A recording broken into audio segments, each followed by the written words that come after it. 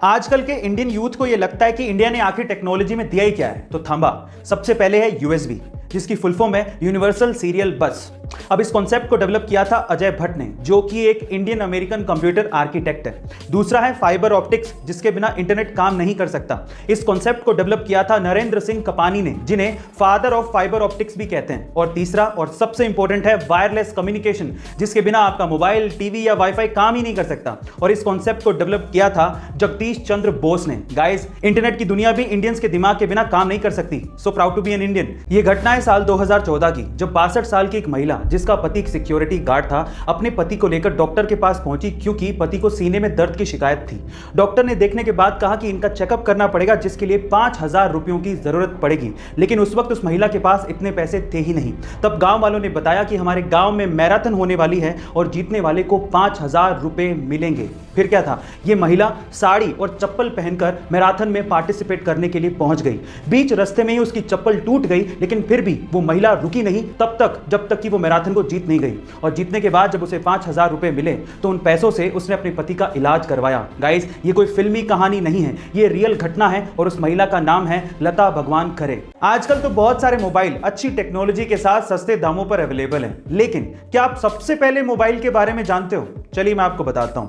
Actually सबसे पहला mobile आया था 1983 में, जिसका नाम था डायनाटेक 8000X। अब इसकी खास बात क्या थी? इसकी खास बात यह थी कि ये मोबाइल 10 घंटे में चार्ज होता था। और उससे भी बड़ी बात यह थी कि 10 घंटे चार्ज करने के बाद भी इसकी बैटरी लाइफ सिर्फ 30 मिनट की थी, यानी कि हर 30 मिनट के बाद इसे फिर से 10 घंटे के लिए चार्ज करना पड़ता था।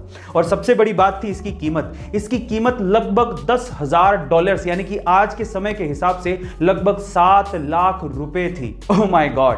महिलाओं को सजने संवरने और सुंदर दिखने का बड़ा शौक होता है, और इसके लिए वो खूब पैसा खर्च करती हैं। और इसी कॉस्मेटिक इंडस्ट्री में एक कंपनी बड़ी फेमस है, जिसका नाम है लैक्मे।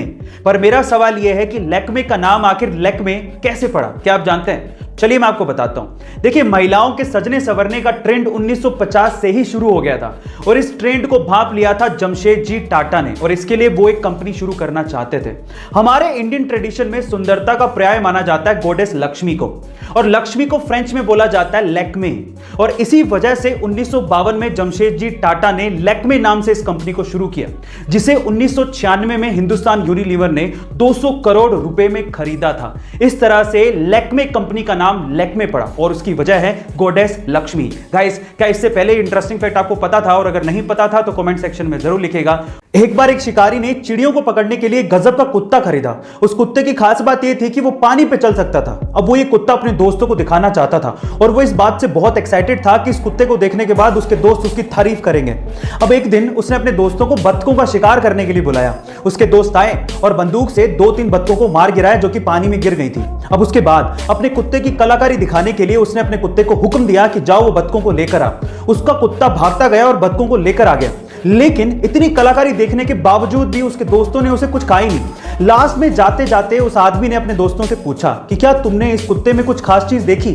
तो पता है उन दोस्तों ने क्या कहा? उन दोस्तों ने कहा कि हाँ, एक खास चीज देखी है, तुम्हारा कुत्ता तैर नहीं सकता। गाइस, कई लोगों को हर चीज में नुक्स निकालने की आदत होती है। ऐसे लोगों से हमेशा दूर रहना चाहिए। गाइस, ऐसे अमेजिंग वीडियोस के लिए शेयर, सब्सक्राइब एंड लाइक। मिलता है अगली वीडियो में।